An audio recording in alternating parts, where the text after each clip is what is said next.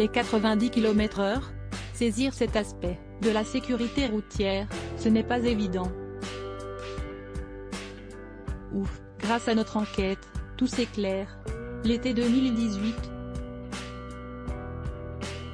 Les détenteurs du permis de conduire ne l'oublieront jamais.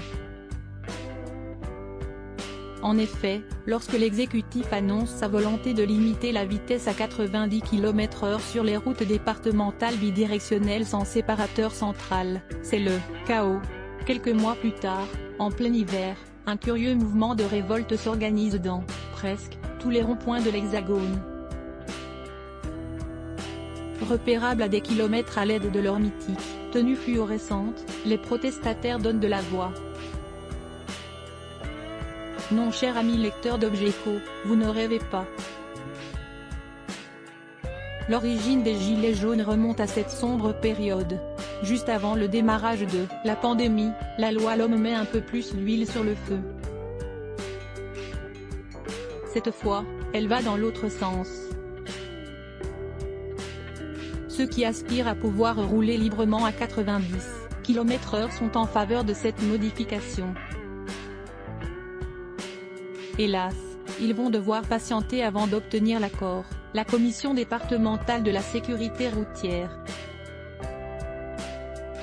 Comble de l'horreur, afin de livrer ses délibérations, cette dernière tient à analyser la situation à la loupe. Elle se penche notamment sur tous les rapports d'accidents. Attention, ça risque de piquer sévèrement les yeux. Si jamais l'enquête aboutit à un retour aux 90 km/h et qu'il y a un problème, les travaux sont à la charge du département. Hélas, ils ne sont malheureusement pas tous logés à la même enseigne. Autrement dit, entre la quantité de maillage et les kilomètres, les différences déclenchent, encore, des polémiques.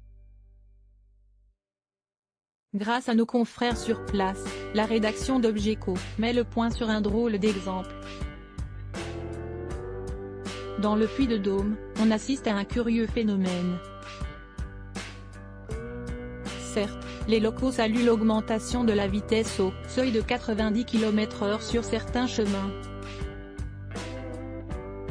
Sauf que dans 330 cas à risque, elle chute à 70 km/h. De quoi en perdre son latin.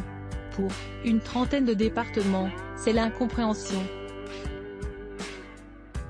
D'un côté, ils permettent la hausse de son bolide de seulement 10 km/h.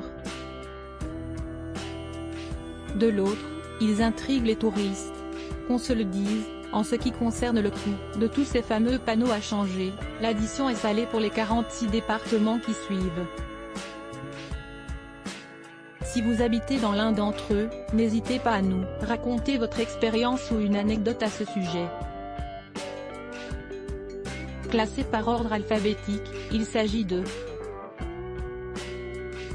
l'Allier, l'Ardèche, l'Aube, l'Aveyron, le Bas-Rhin et le Haut-Rhin, le Cantal, la Corrèze, la Côte d'Or, la Creuse, Charente, la Charente-Maritime, le Cher, la Dordogne, les Deux-Sèvres, l'Eure-et-Loir, le Gers, la Haute-Loire, Marne et Saône, les Hautes-Pyrénées,